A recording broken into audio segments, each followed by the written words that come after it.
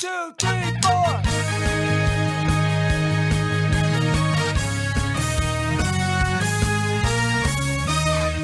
Good morning, my brothers and sisters. On this, our 88th episode of the Good Morning Guys podcast. Thank you so much for joining us on this fine morning, afternoon, evening, or night as we discuss the game of life amidst the other games we love to watch and play. I'm one of your hosts, the Brazilian Mountaineer and Transition Ninja, Lucas Ham Swisher. Also with us, back from the dead and no longer a force ghost, the judge, jury, and executioner of fake news and spoilers, Patrick Novosel. Good morning, my brothers and sisters. Yeah, bringing the heat. On his left and my right, the volleyball beast in the east who can make you laugh in 3 words or less or your money back, Ronnie Johantis. Hi. And our final member of the GMG Quadfecta who's got music in his heart, Doctor Who on his brain and La Carreta in his old stomacho, Marcus James Boucher. I kind of have to express my dismay at this moment because we are at episode 88, and I totally want to insert a Back to the Future reference right here, and I just really wish we were talking about that as a topic, but I know it's not all about me, so I'm going to let it go. No, go ahead and take it away. All right, we got the topic. All right. Transition to the topic. Here comes the bumper music. Okay, it was really weird that Marty and his mom almost got it on in the Yeah, it was weird. That is... Moving on. Yep. Yes. Oh, wait. Awkward transition. You're not the only James in the room, Marc Boucher, gracing us with his presence because we have a guy who is a first-time guest but long-time joiner who makes a true quintfecta. He's a patiently laid-back baseball enthusiast who lives by the mantra, love thy neighbor as thyself, unless, of course, they are a Chicago Cubs fan. Corey James Pfautsch, What's a.k.a. up, fellas? How's it going? Smith. Wait, hold on a second. Is your middle name James? Yes. That's right. Surprise, surprise. He is more of a James than I am. He's an actual James. My actual middle name is James as well. I don't know if you guys actually know that. That's also my middle name. Yep. And I also have a second middle name. It's James. Ham James. Lucas Ham James Swisher.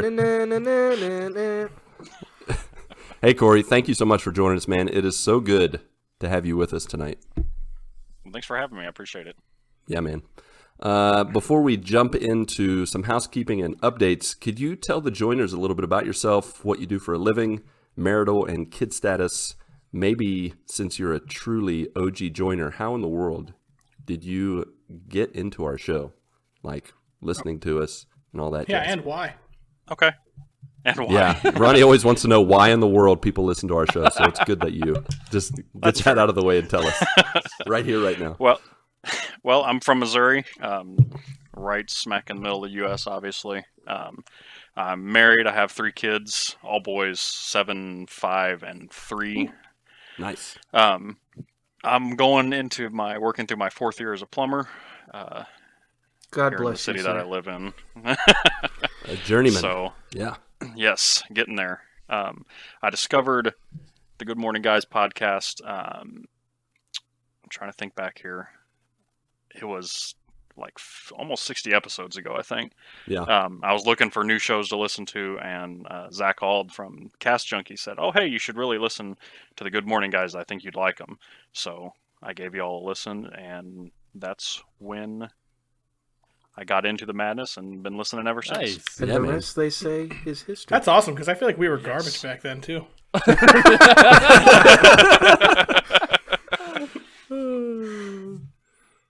Yeah, I don't know how to follow up I- with that. Corey, you're supposed to disagree a little faster next time, okay? He's like, yep. You don't let it hang for so long. It's just, I mean, it was. Yeah. You're like, well, can't disagree there. no, it wasn't. Well, the beautiful thing is we are now next level garbage. Yeah. That's right. Because we have you with us.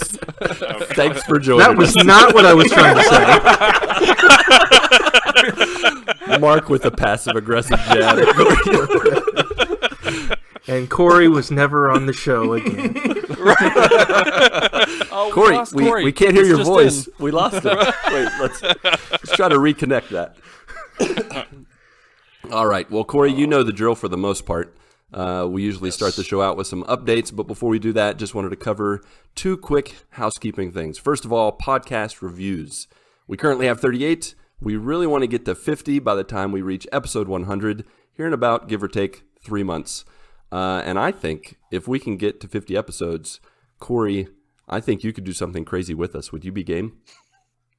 What? Did you just say 50 episodes? If we could get to 50 episodes? 50? Absolutely. Yes, if we get to 50 episodes, I will do Got something it. crazy. Oh, look, it's already gone. So, yes, I agree. Yes. I meant 50 reviews and ratings once we reach 100 Still episodes. garbage. Yep. We want to do something kind of crazy. That's garbage and crazy put together. Some crazy thing. I'm going to put that on a t-shirt. The Good Morning Guys. Yep, still garbage. Oh, my gosh. Glad you're joining us for the garbage. But yeah. So Sure, why not? Yeah, fantastic. Yeah. I really appreciate the vote of confidence since you have no idea what we're going to do. We don't even know what we're going to do. It's going to be a surprise, and you've now just signed over your life because there's no going back on that. You don't really have to do it if you don't want to. I don't do anything. Yeah, Ronnie won't do anything anyway, so you can just hang out with him. All right. The second thing is T-shirts. We are still selling them T-shirts. They are going towards a good cause, and to tell you about that more, Marc James Boucher. Tell us all about it. Oh, I will. So, as you know, we have been trying to raise support for a campaign through our merch store. Basically, anything that we sell, any of the profits that we make from T-shirt sales, mug sales, whatever, anything off the merch store, 100% of the profits go directly to Samaritan's Purse and their field hospital that they had set up in New York City in Central Park. Well, I've got some, I guess, good news and bad news at the same time. But mostly good news. Yeah. So the quote-unquote bad news, which is actually good news, is that they actually helped their last patient on, I think it was like sometime last week. They had released their last patient from their field hospital that they had set up. Pretty much everybody had recovered. That's awesome. So that field hospital is no longer there. They have ceased to keep working. So obviously that means we need to find another organization to, try to help out in this time of need. And so I am looking towards an organization called Direct Relief, who is doing a lot of the same things that the field hospital was. They are providing medical supplies and things like that, and aiding hospitals in trying to take care of these COVID-19 patients. So we are officially switching gears to Direct Relief. So you can go to teepublic.com. That's teepublic.com/user/thegoodmorningguys. And any product any of our merch off of the store there, 100% of the profits from that. Now, TeePublic does take a chunk of the profit, and then we get what's left. So any of those profits that we receive that we have control over will go directly to Direct Relief and their pursuit of aiding in medical supplies for hospitals and COVID-19 patients. So we would very much appreciate your help and support. Fantastic. I think that's a great cause to give towards, and I think, excuse me, I think as a backup plan, just in case our plan B doesn't work out, since Corey is a brave man with 3 boys, we should just forward the money on to him if Direct Relief doesn't work out. Because God bless him, I have 2 kids, and I'm like, woo, couldn't imagine a third one. Uh-huh. Yeah. Agreed. Is your wife listening, or your kids? No. Okay, no. good. All right, fantastic. So, Corey, we're going to let you lead the way with the updates. We want to know how you are dealing with this whole quarantine business. I think this week it's kind of been wrapping up, but give us an idea of what's been going on in Missouri the past few months. Okay. Well, for myself personally, it didn't change what I did. I still got up, went to work, because hey, plumbers are essential people. Yay. That is true. Yay, You and essential Marc are in staff. the same. You and Marc are in the same boat. But my wife, who has an office job, they closed her office, and she got the opportunity to work from home. They also closed my kids' school and daycare, so she got the joy of working from home, as well as trying to teach and wrangle 3 boys under the age of 8. Impossible. Oh, gosh. For Sorry, 6 Corey. weeks. You're not getting any of that money that's Nope, coming your way no. from our t-shirts. It's going straight to your wife. Yes, My I goodness. agree. Man. And she handled it amazingly. She was Wow. trying to do, her 8 hours of work plus a day, plus try to keep my older 2 boys on track with some school, and then trying to keep my 3-year-old from tearing the house apart. That's so, Wonder Woman yeah, right she's there. a saint. Yeah. So she's Yeah. she's a saint. Yeah, she's amazing. So last week, actually, they started to loosen stuff up here in Missouri, so she went back to work. The boys don't have school for the rest of the year, obviously, given that it's middle of May now. Yeah. So things are starting to return to normal. So do you guys have family somewhere that can watch them, or do you leave them with the dog? It was tempting to just, put them in the garage with the dog. I'm not gonna lie, but no, The dog will take care of them. No, the sitter that watches my youngest actually said she could take him for a month or 2, and then they got a summer camp that they're going to go to till school starts up again. So Nice. it all worked out. So it Very was nice. just a period of adjustments both ways for a Yeah. little bit. All right. Well, glad to hear that, things are looking on the up and up. Someone else who's looking on the up and up with that hair, Patrick Novoselic. It's good. It's good. Yeah. How you doing, buddy? I'll tell We you missed what, you last week. man, so Mother's Day was this past weekend, and Yeah. with Mother's Day, I tried to give the wife a break because she deserves it. She's up there, just like the kids have been home for the past 2 months. And usually when she's home with the kids for 2 months is usually summer, and we're not even at summer yet. So her hair is as high as mine right now. Oh, I bet it is. I doubt it. So And Corey, I don't know if you know this, but Mel also has to take care of 3 kids. So she completely understands what you're going through, Corey. exactly. So it was Mother's Day this past weekend, so I wanted to give her a day of relaxation. So I was going to take care of the kids. I got up early. I made breakfast for her, made some bacon and some eggs for her and the kids. And then for lunch, I made some BLTs. And then for dinner, I made one of her favorite dishes is bourbon chicken. So I made that. And she was just chilling pretty much all day. And it was nice to give her a bit of a break because she deserves it. But 2, it was also to set up Father's Day. So, Oh, there you go. if I'm going to be doing it up, I also expect some reciprocation also. So, It sounded so nice until you got to that spot. But I did it all for me. yeah, another selfless act on my part. No, but yeah, it was exhausting, like serious, like just trying to take care of the kids and make food all day. Like I don't know how moms do it, and so I was glad to actually be able to do that for her on Sunday. So yeah, it was a rough day, but it was eye opening too at the same time. Yeah, no doubt. Yep. Yeah, I'll chime in on that too because I also tried to pamper the wife on Mother's Day, and made sure I kind of headed up all the meals. But I don't know how much you got your kids involved, Patrick, but I tried to let my kids get involved a lot in making and doing food stuff.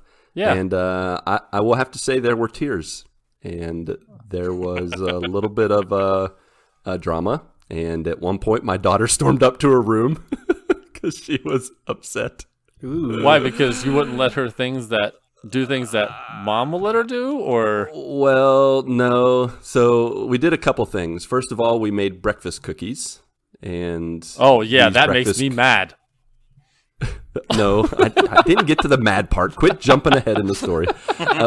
So I tried to both do some things in the kitchen and then leave the kids to make the breakfast cookies without my direct supervision. And they were at the ingredients part. And all of a sudden I hear Tasha say, "I think that's right." And James is like, "Tasha, you're putting too much in the cookies." And he was like, get all mad at her. I get in there, and she reads that 1/4 of a teaspoon of baking soda is 4 teaspoons of baking soda. Oh, whoops. And so I'm like, well, this is going to clean your teeth really nicely when you eat them. Rub it around there, like one of those nasty Toothbrushes? baking soda toothbrushes.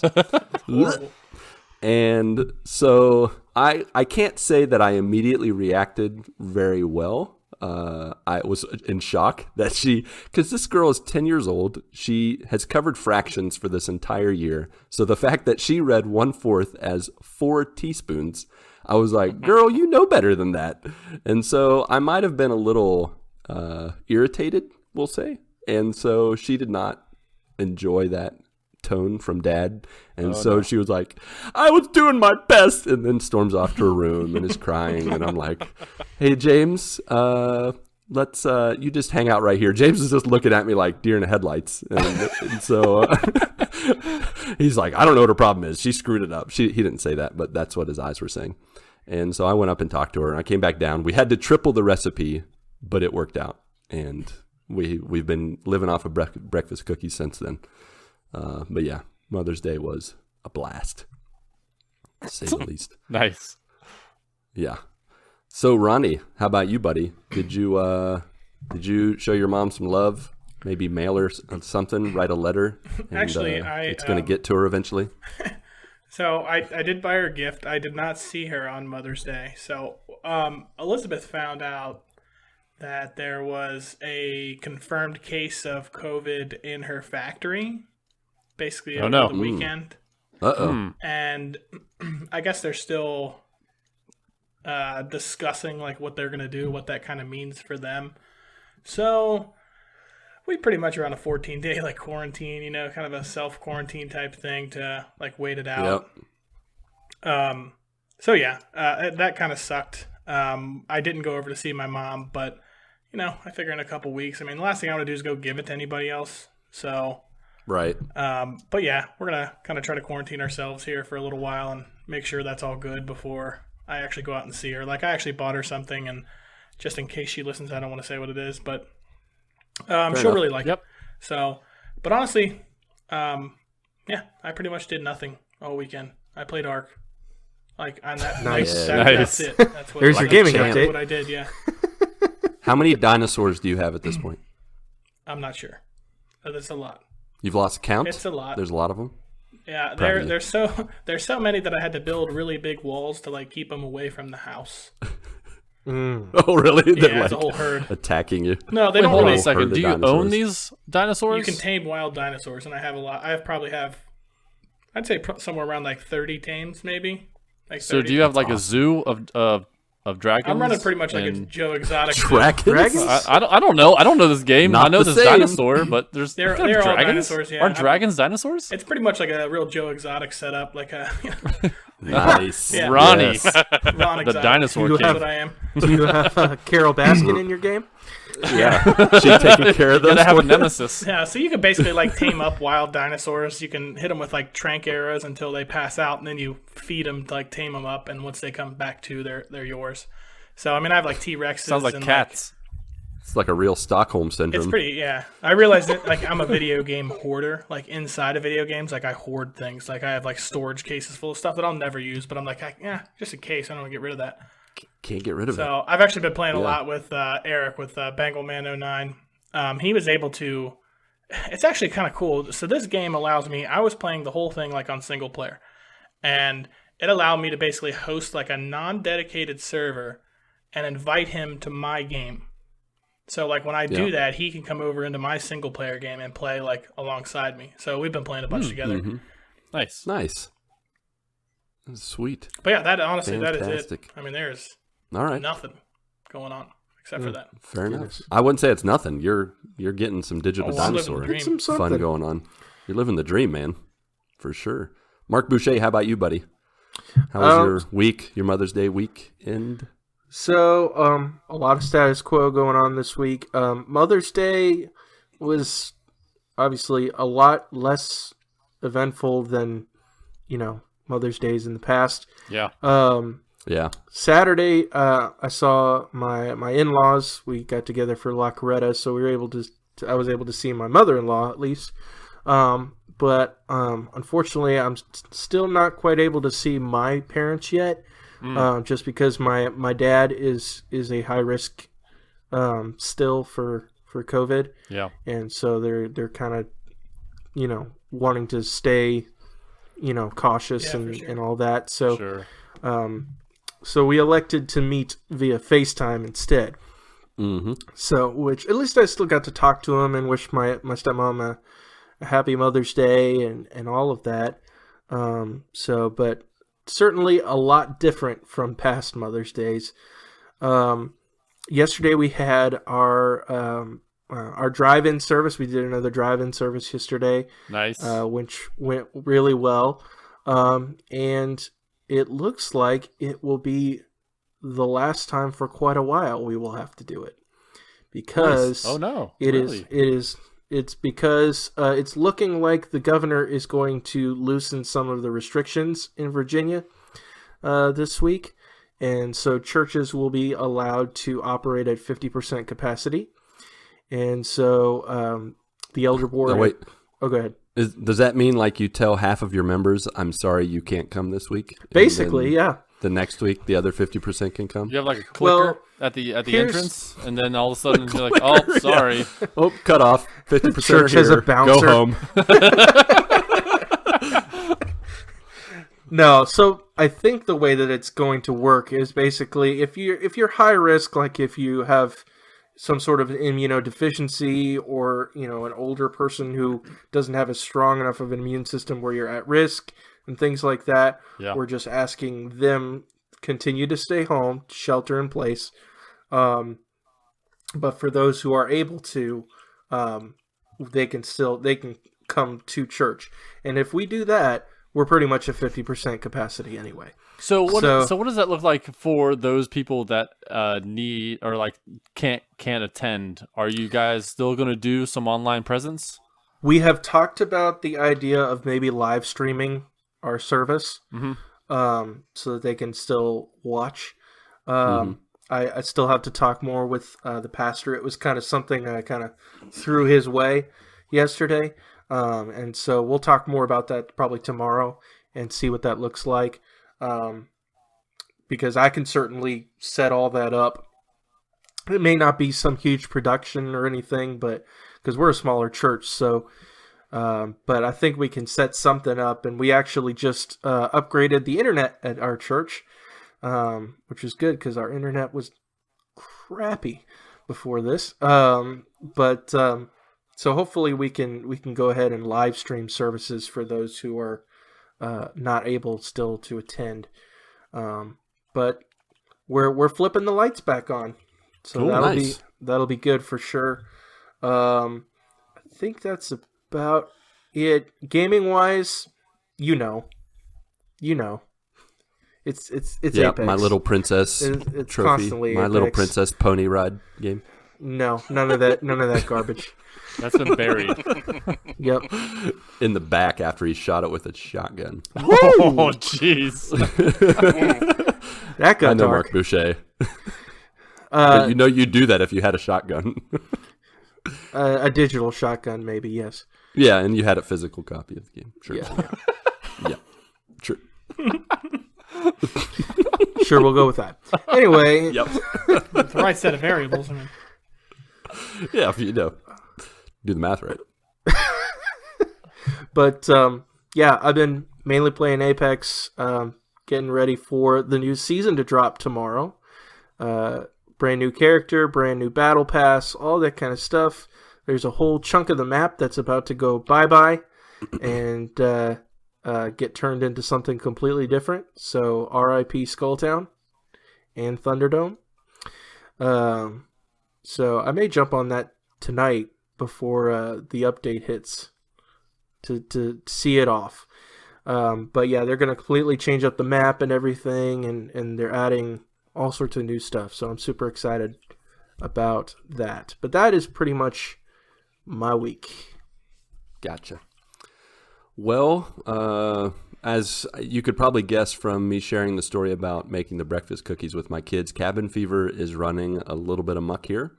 I will say that just the other day, I started to yell at my kids because one of them had missed the trash can and just left the napkin in the middle of the kitchen floor. And now this kind of stuff happened when I was a teenager with, my sister and I. Neither of us would claim to have done it. And my dad always had this joke that there was a ghost in the house and that the ghost would do all this stuff. So I broke that little speech out, and I got really, I just laid it into him. I'm like, you got to tell him, I got to oh, there must be a ghost in the house. This is leaving the trash. And not 2 seconds later, I walked up to the napkin, and I was like, dang it, I threw this napkin and missed the garbage can. I was the one. I was the ghost. Which is probably true when I was a teenager, too, that I was probably the ghost as well, not claiming to have done what I probably did. Yeah. So, it's never boring here at the Swisher household. For sure it was not boring on Thursday because I celebrated my 15th wedding anniversary. Woo! Yeah. Yay! And I took most of your guys' advice, but not all. Oh, yeah. Let's get into this. Hear about it. All right. Yes. Which one did you leave out? All right, I'm just going to go ahead and say it, not because I'm not going to do it, but because I want to be able to present, I wanted to be able to present the physical framed thing that you had suggested, Mark, of the stars on the night of. Yours is the one that I feel like I needed more prep time, and I need there to not be a quarantine. Like, I want to order it, have it ready, pick it up in the U.S., because I actually haven't looked into it enough, but I have a bad feeling that getting it to Brazil or doing something in Brazil would be way too complicated. So yours was a harder one to do at the last minute and to really come together at the last minute. But I do intend to do that one because I do like that idea. Okay. So I did start the day, Ronnie, by writing a 4-page front and back letter to my wife. I couldn't write enough to do 18 pages front and back, but I tried my hardest, and I got to 4 pages front and back. And then we had a regular work day, of course, because it's not very common to get off for your wedding anniversary. And then I ordered Uber Eats and got chicken parmesan along with filet mignon parmesan from a local joint. Nice. And yeah. Good. And so got that delivered, and the kids were the waiters and the kitchen cleanup help, Patrick Novosel. And after, we had our nice dinner, we needed to, because Uber Eats took a little longer than planned, the food wasn't as warm or as hot as the missus likes it, so we tossed that in the oven. And while it was warming up in the oven, I sang her the song by John Legend, All of Me, I think. Nice. Am I remembering the name right? That is what it's called, yes. Yes, thank you. I blanked. And of course. But I sang that to her, and she told me the day after that she was singing it all weekend. And so I was like, yes. Good work. Got a little notch up there. So, I sang that to her and had a nice little anniversary day. So that went well. There you go. Nice. Beyond that, also this week, I beat Final Fantasy VII Remake. Oh, boy. And let me dish all the spoilers. Just kidding, Patrick. Don't you dare. I won't. And disconnected. Yeah. Oh, Patrick, we lost you. Where are you, man? We lost your connection. Let me tell you guys, this game was a journey, and it was such a fun journey, such a fun ride. Each chapter I went through, I didn't want it to end. All the character development, all the action, all the battling.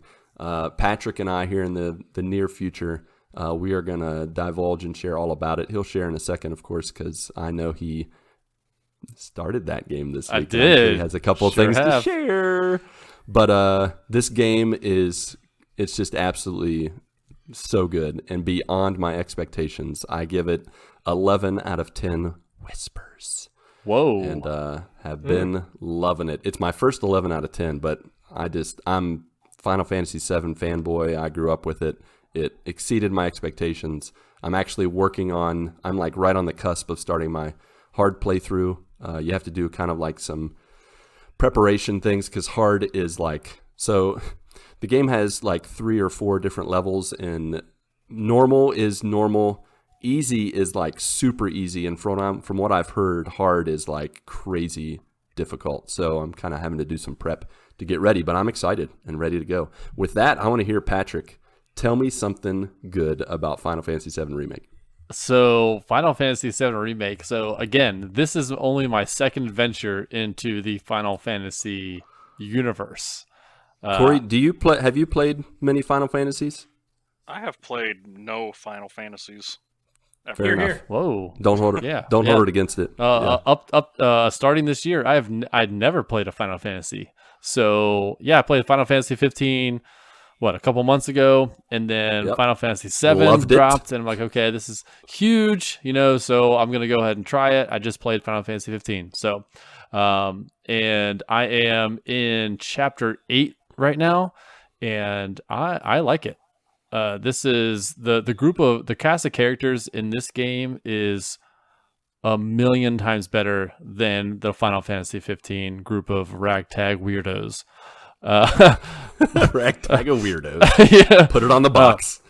But one thing about this game is the music is just phenomenal. Like like every single scene that I'm in, I feel like I'm in like a final battle. That's what it feels like. I'm like, oh my gosh, the next battle is the final battle. Even though I've only been playing for 45 minutes. This feels like the final battle kind of thing. The end's coming. So it's awesome, but it's also exhausting at the same time because I am playing. I'm like, oh my gosh, the music just ramps up, and you're fighting battles. The dialogue, as cheesy as it is, they make you feel like you're in this like huge, like important battle. And I'm like, oh my goodness, like this is only chapter 3.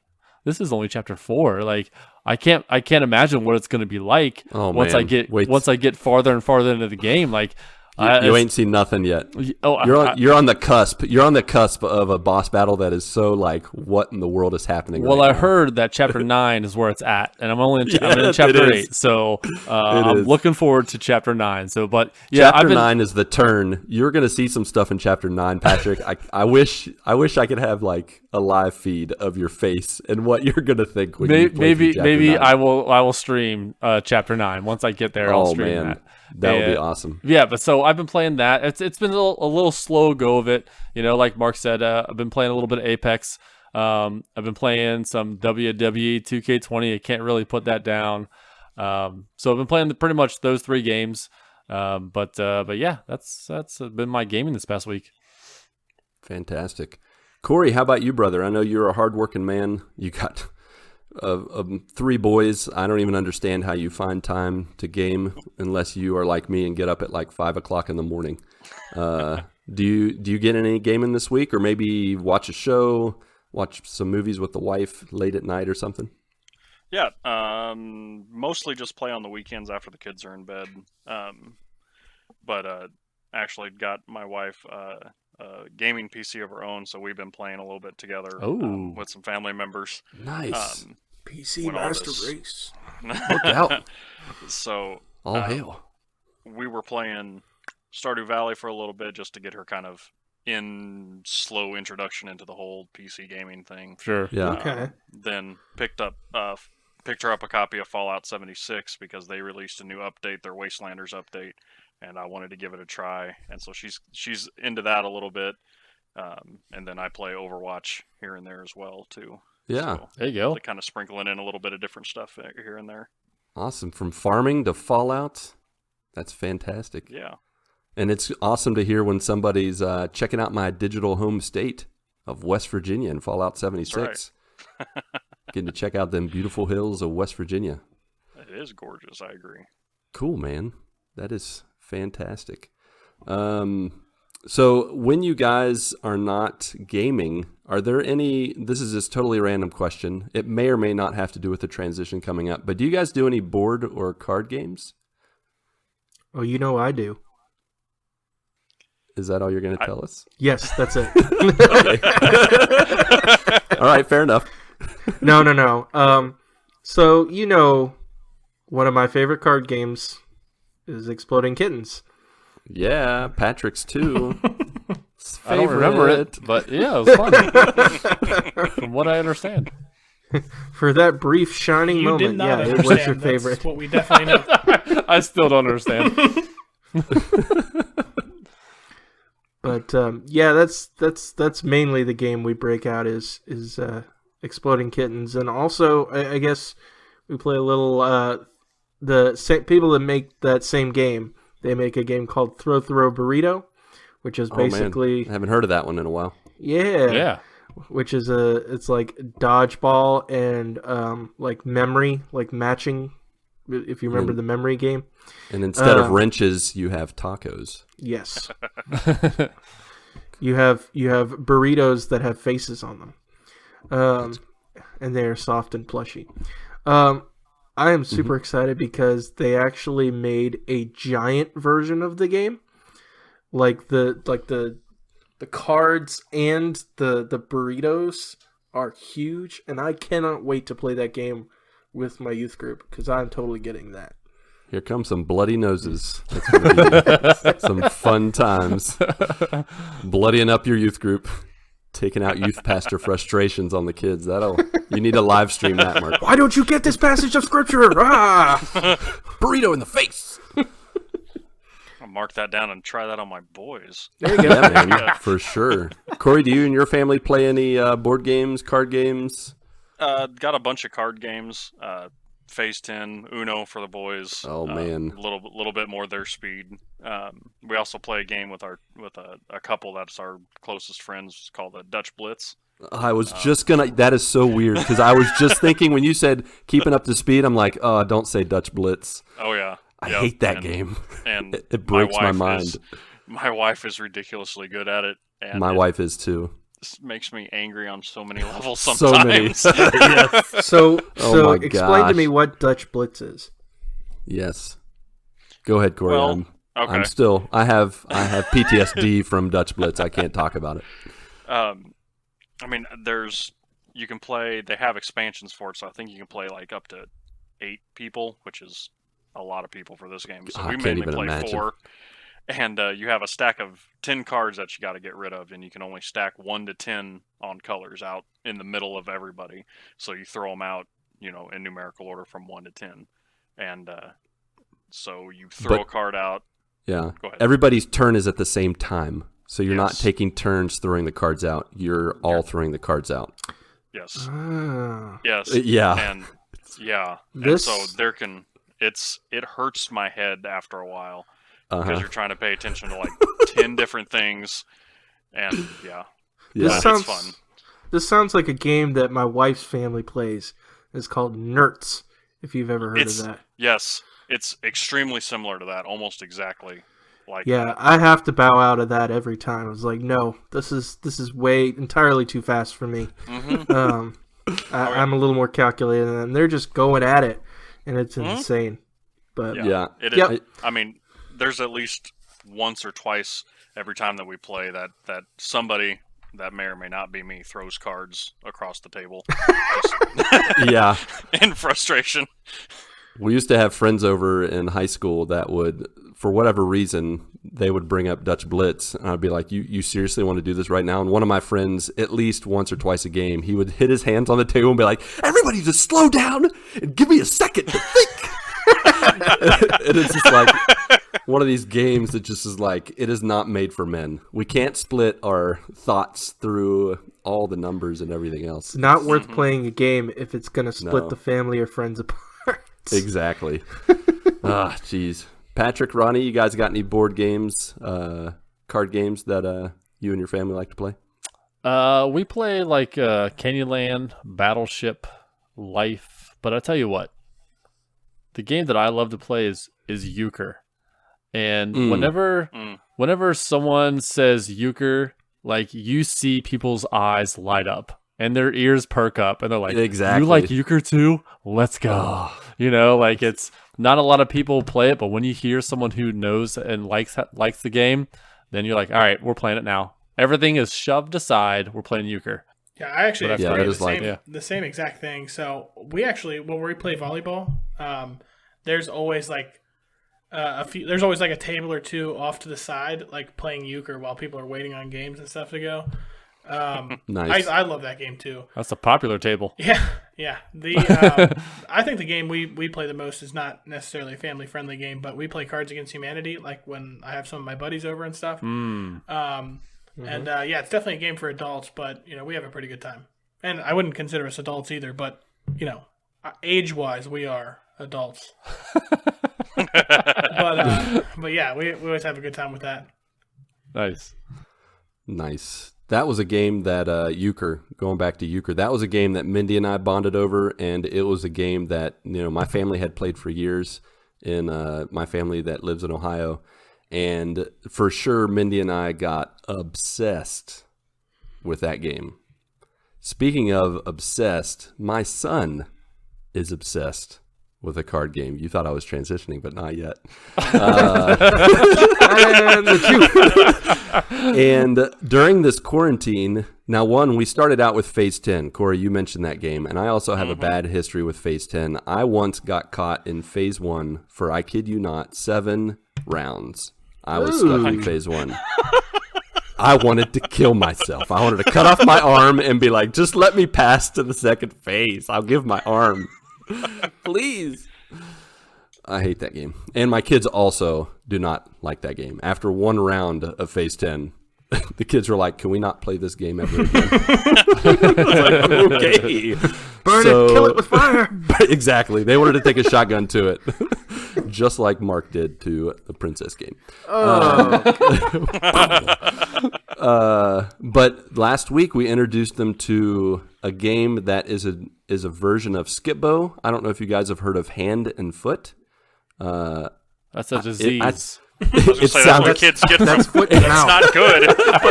Hand and foot disease, foot and mouth disease. That's the same thing. It's blisters. A cousin. Yeah. So you take Skip-Bo cards. I don't know if you guys ever played Skip-Bo, but it's cards that you can find at like Walmart or whatever.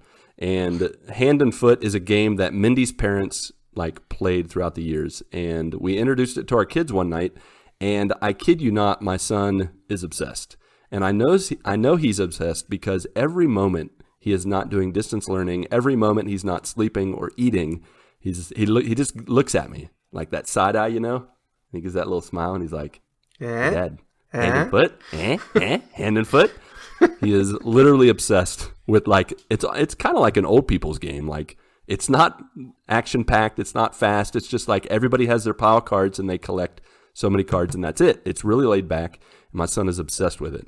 Speaking of obsessed, speaking of Corey Pfautch Smith, we are entering the topic of the show, obsession and the GMG Gauntlet with our very own Corey the Pfautch Smith.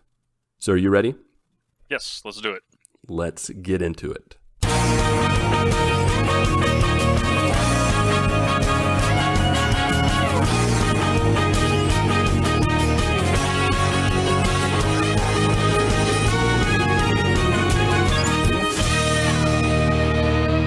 That's right, folks. We have brought Corey into the fold to join us on this fantastic episode. to talk about obsession and all the things that we have been obsessed with over the years. And to lead us and continue us into this, Patrick Novosel, we know you're an expert in obsession. He's like, oh, really? All right. I didn't have a transition to go to you, so I just went with it. Let's see how you respond to that. Oh, goodness. Jeez. All right. Let's kick it off with someone from our Discord, Granpopsicle Travis, trademarked apparently. He says, I'm obsessed with different things in spurts. Currently, because of better weather, it's my Camaro. Sometimes I get on a movie kick, TV kick, remodeling the house kick. Sometimes my head gets overwhelmed and I can't sleep at night because I just lay there and dream up ideas or lists. My OCD definitely controls my life, good and bad, all at once. So a lot of what he said, like there's a lot of obsessions. People classify obsessions as passions, OCD, addiction. Some of it can be positive. Some of it can be detrimental to others' health. So, a lot of other obsessions can be like, people are obsessed with people or cleanliness or making others happy, TV. And like, there's a lot of things that people are obsessed with. So I want to start out with a game. Ooh. A game, you say? This is Jeopardy! Let's meet today's contestants. A Brazilian Platinum Trophy hunter from Sao Paulo, Brazil, Luke Skywalker Swisher. An Apex legend hunter from Lynchburg, Virginia, Marc Bloodhound Boucher. I am Bush Hunter. A Bigfoot hunter from Cincinnati, Ohio, Ronnie James Dio Johantis. And our returning champion, a podcast hunter and a hunter for a real baseball team, Corey Pfautch Smith, whose one-day cash winnings total $1 million. And here's our host of Jeopardy, Patrick Trebek. Thank you, Johnny. And thank you, ladies and gentlemen, and welcome to Jeopardy as we begin our first episode of Jeopardy here on the GMG Network. Wait, how does it first episoded? Corey's already won $1 million. First rule, no questions. This is no questions on with the show. No Sorry, one asked Patrick. you. I would never want to interrupt things and throw you off like Good someone's call. done to other people. Lucas has already won $1,000. Woo! Yeah!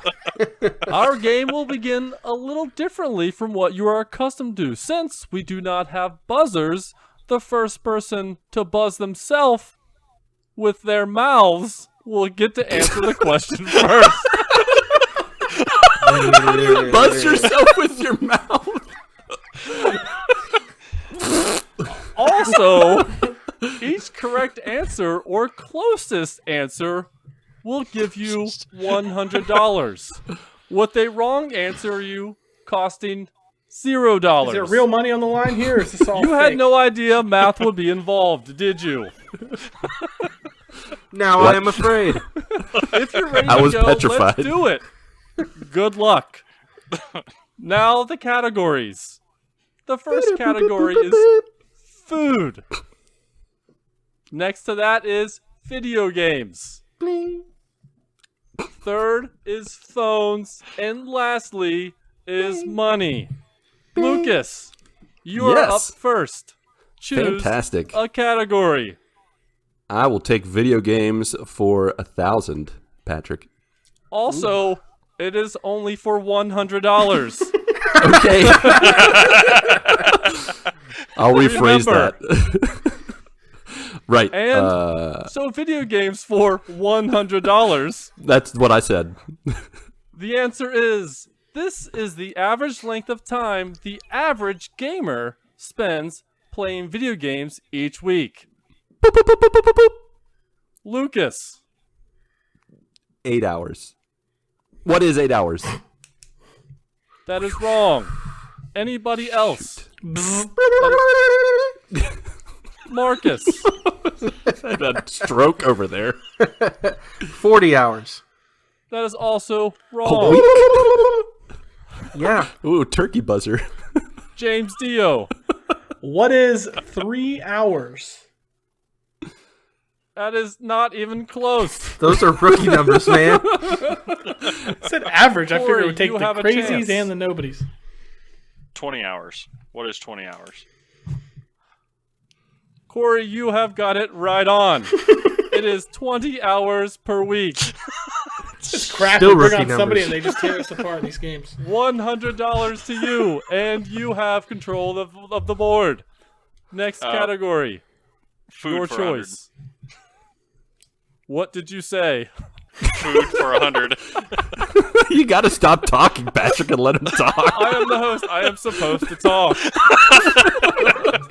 Forever and ever. Amen. Okay, and your clue is, this type of food can have meat from 100 different cows. Ronnie, What is bologna? that is wrong. Do I lose $100? Could you repeat the question, please? No, Ronnie, it's $0. You are Get super it rude. wrong. I will repeat the question for Mark. This type of food can have meat from 100 different cows. Ding, ding, ding, ding, ding, ding. Lucas, What is hot dog? that is wrong. No, what is a hot dog? What is a hot dog? What's in it? He's just trying to cheat the This is system. not the time for questions. I'm really curious. I don't know. That's not part of my script. Well, Corey, it's up to you, buddy. Steak. It's got to be a question, man. Come on. What is steak? That is also wrong. Ronnie, did you go? Yeah, I It's the did. first one. I didn't I go. don't remember. I would like another shot, please. I'm the only I one must- that hasn't gone. Oh, Mark, it's James Dio Boucher. It's from 100 different cows, you said? Yes. Oh man, I got a better idea. Burger patties or ground beef or whatever? I will accept that. It is a fast food burger.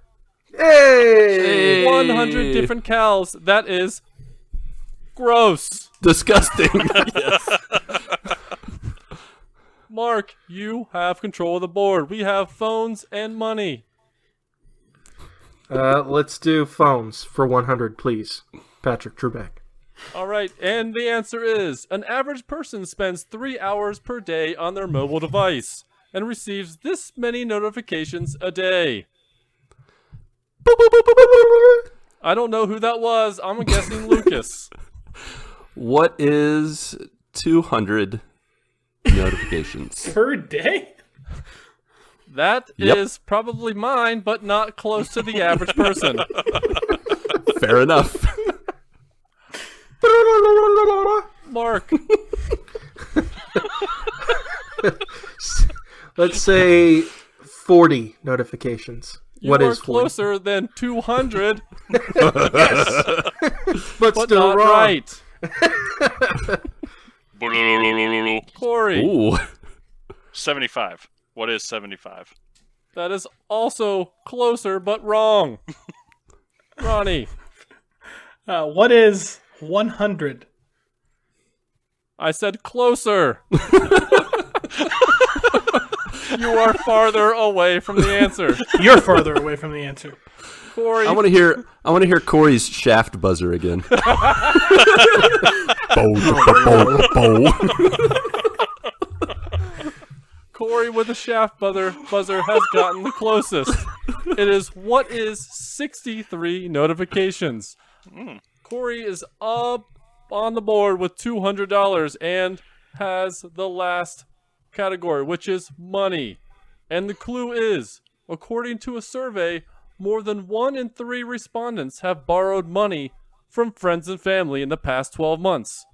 All Americans owe this total amount of money to their friends and family annually. It is in the billions. Each individual person owes $1 billion?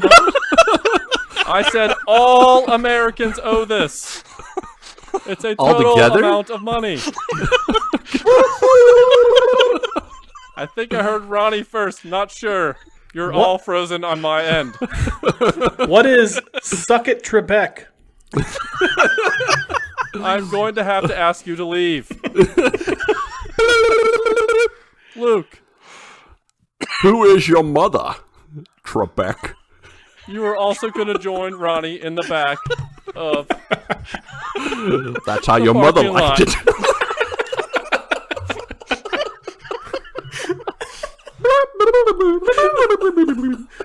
Mark. If you have a real answer, I will take it. $4 billion. That is so off the answer. Dang Weak it. sauce. You lose Corey, points because you your have answer is the terrible. option. What is 1.5 billion? Not even close. At least One- we answered. The answer is, or the question, I don't know how Jeopardy works. What is $184 billion? Y'all need to pay your friends and family back. Oh my I personally man. bought my Mother's Day gift for my mom. For With their my money. siblings, they have not paid me back. I know how this feels.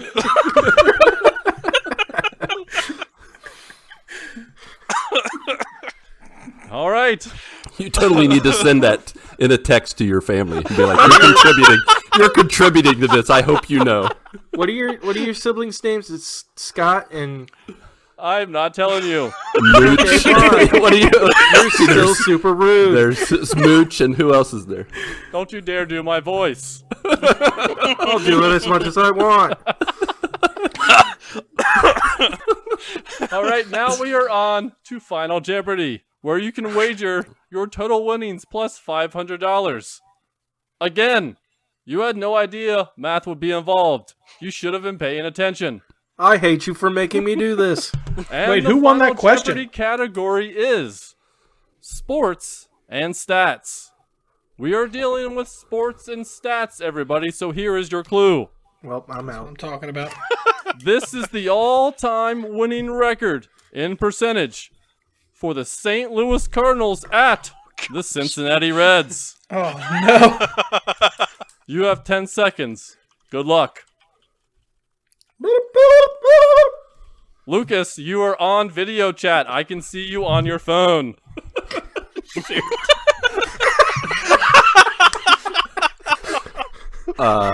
I was reminding my siblings they owe me money. All right, I'm going to go around the board here because apparently you guys are not paying attention. This is the all-time winning record in percentage for the St. Louis Cardinals at the Cincinnati Reds. Ronnie, What is? Well, crap. What is 0.700? you think that the St. Louis Cardinals have won 7 out of 10 games at Cincinnati all time? I Yes. like Ronnie. Are we doing the Okay. past 10 years? Because I feel like I'm right I'm on the sorry. Your answer is wrong. Lucas. Oh, I wanted you to go to somebody else first. Okay. According to Google, just kidding, I didn't get that far. I'm gonna go with 0.250. Whoa. I'm gonna go the Much faith opposite in the side. Cincinnati Reds. Mark. 0.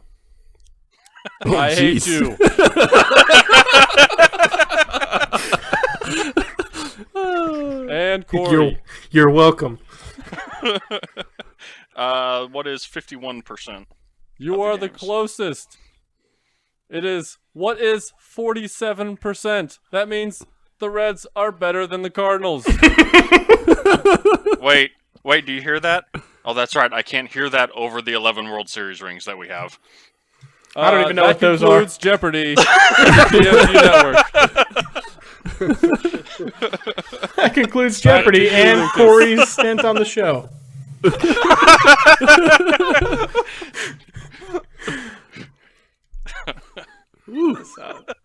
That was a heated game. So Corey, you're a big Cardinals fan.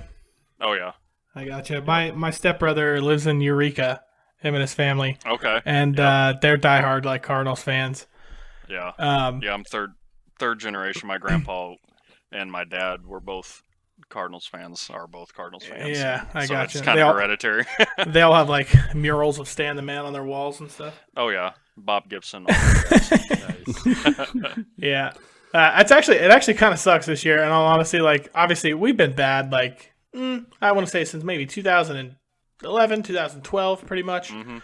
But this was supposed to be like, they went out and spent a lot of money. The Reds did. I was worried. And about it was supposed to be a good one, man. It I'm was like, supposed man, to the be Cardinals did nothing, and the Reds are getting all these guys. I'm like, oh, we're shooting ourselves Yeah. right in the foot. It was supposed to be the year, man. So we'll see Yep. what happens with that. I mean, a whole year taken away is a big time game changer. Oh yeah. So we'll see. The last time, so my stepbrother being a big like Cardinals fan and stuff. I think it may be, when was the last Cardinals World Series? 2011. 11. Okay, so the Reds also I think made the postseason in 11. It's either 2010 or 11. I can't recall, but there was a series that year that the Cardinals won the World Series. We swept the Cardinals. The Reds swept the Cardinals, and me, my mother, and my stepdad all decided to go gather up like a bunch of brooms or whatever, and we took a picture and sent it to them, like, with all of our brooms and stuff because we swept Oh yeah. them. And as if karma didn't come back and just tear us apart, they ended up winning the World Series that year. Right in the rear end. So every time they win, my mom's like, "I'm gonna send a text." Just I'm like, "Nah, don't do that. Don't do that. Don't do that. Don't send anything to." Them. They send you a picture back, and they're all flashing their rings at you. Yeah. Yeah, Yes. yeah. His name's Justin. He's a diehard man. Like he Yeah. watches every game. Like he's trying to talk Cardinals players with me and stuff. And I'm like, man, I don't care just about like, your Cardinals. I But baseball, See, I man, can- for me, it's the same. It's the same on my end with the Reds. I mean, they've been garbage like the past few years, but like the rebuild is like kind of interesting. Oddly, as a baseball fan, it's interesting to see. So I don't know. We'll see what I think happens. it was I guess. several years back. Me and Dad went to a Cardinals game in St. Louis, and they were playing the Reds. And I never had a problem with the Reds. The Cubs are really the only team that I have any distaste for. He didn't even have a Man. problem with the whole Brandon Phillips, Yadier Molina. No, I was getting. No, I was getting there. No, because that was like a year or two after all that went down, and I swear, as soon as Brandon Phillips got announced for his first at bat, I've never heard boos so loud. man, Every they hated single him. time he came up to at bat was so loud. I'm taking it this is a guy that tried to nail another guy with a baseball. No, I actually, don't him and remember. No. It was before the game even got started. Basically, Brandon Phillips was the leadoff batter, and he said basically about how much he didn't like the Cardinals and stuff like that before the game. And the Cardinals catcher got in his face like right before the pitch was even thrown, and there was like a big, pretty much a big brawl, like right before the game even started. So, Oh yeah, Gotcha. Yep. but I mean, those two Pre-game teams brawl. went back and forth. I feel like those years, like the Reds were like Oh, yeah. competitive. So. oh yeah, yeah, absolutely. It was definitely a little bit of a rivalry there for a little while, and then the Cubs got good, Yes. and then we all had a common enemy. The Cubs got lucky. So there are other sports teams that you guys got obsessed over the years as a kid in other sports, Yes. football, college. Let's hear it. Yeah, you go ahead, Corey. Okay. Growing up, my first was the Rams, the St. Louis Rams, back in 99, 98, 99. Oh, Kurt okay. Warner days. Yeah. Greatest show on turf. That's what I'm talking about. And so that's my earliest obsession, if you will, with NFL football. College football, I've been a Missouri Tigers fan, as heartbreaking as that is for years. Yeah. Chase Daniels was the last big guy on campus for Mizzou, right? Yeah, last halfway decent quarterback. So yeah. My stepbrother actually in Eureka, he went to church with Kurt Warner for that period. Did he of time. really? Yeah, while Kurt Warner was Nice. So he was always, sending us stuff about Kurt Warner and stuff yeah. like that. He said he was just a really nice dude. And I honestly, I love Kurt Warner. It's hard not to like him. I agree. Yeah. But and then I followed the St. Louis Blues for 20 plus years now, so it was fun to finally see them Oh, there you go. watch or win the Stanley Cup a couple Little years hockey. ago. Last year. Yeah, Yeah, it was yeah. fun to watch. So That's I hockey, watched- right? Oh yeah, it's hockey. I'm not misnaming my sports. I'm like, no, that's rugby. I'm The like, national cricket team.